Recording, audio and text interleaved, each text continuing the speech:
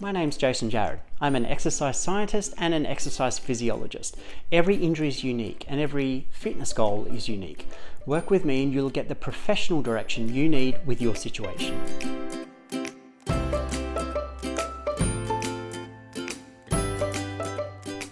Thanks for returning yet again for more torture listening to my arduous voice. Why do you keep coming back? Because you love me. But anyway, today we're going to be talking very quickly just about pain and perception of pain, and how pain, when you feel it, particularly when you've got a chronic injury, feeling pain or feeling more pain doesn't necessarily mean that you're injuring yourself more. It doesn't mean that the injury is getting worse. People always want to correlate injury or pain experienced with an existing injury with movement or exercise. Often it's not even closely related.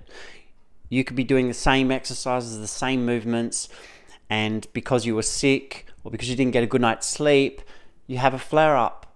This is so common. I can't stress enough how common this is. Please don't immediately jump to blaming the exercise.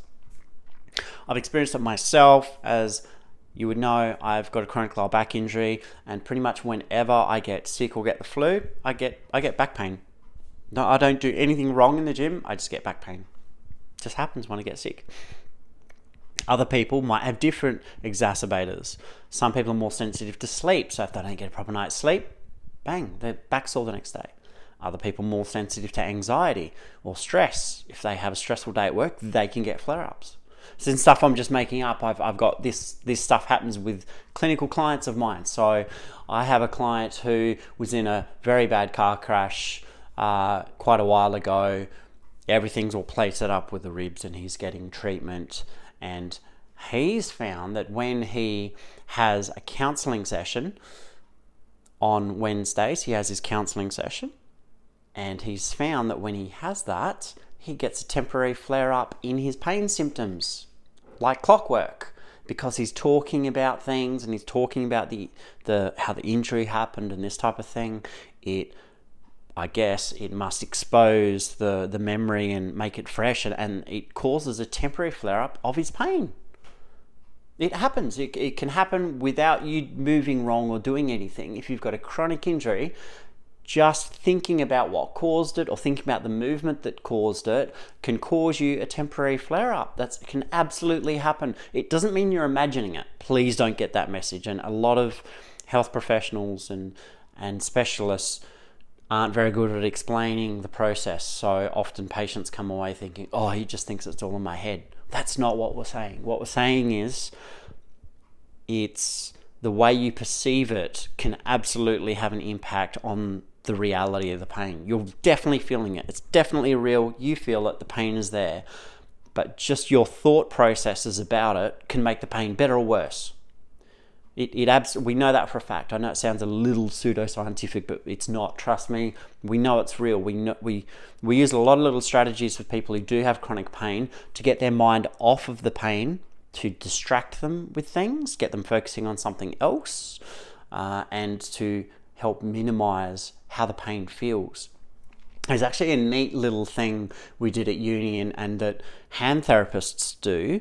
So if you've got like hand pain, there's a cool little thing where you have a mirror set up, and if you put your right hand on one side of the mirror, so it looks like your left hand is next to it with the mirror there, and say you've got left hand pain, and they can like stroke the hand and stuff to help remove the pain and to restore normal sensation. You might have heard of this sort of experiment with people who have phantom limb pain. I believe that's where it originated, I think.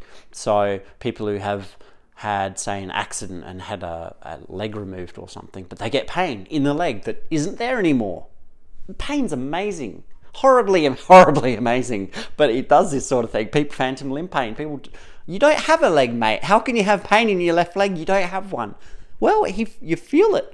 You have nerves up until the point where the leg was removed, and your brain, the image of your leg is still in the brain. It's still represented there, and we know for a fact what happens with the image, the body image that's represented in the brain, and how pain affects it. And there's all these funky little things that go on, and I'm definitely going to talk more about it in future. But the basic message is, there's been lots of little experiments done with mirrors and body parts and such that show that just your perception or tricking your brain into thinking that you're feeling something you're not, or vice versa, can affect pain and can affect sensation massively. The brain's perception of what the body's doing and what the body's feeling can really be manipulated for the better. And we use lots of little tools in our toolkit as clinicians to help people to move away from that pain experience. And exercise is one of them, absolutely. So done in the right way, graded exposure and slowly building it up can absolutely have an effect on your perception of pain and your perception of your capability and how empowered you feel, like I've spoken about previously.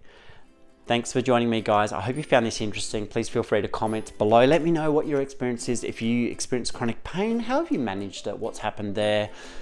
Subscribe, hit like. Thanks for joining me.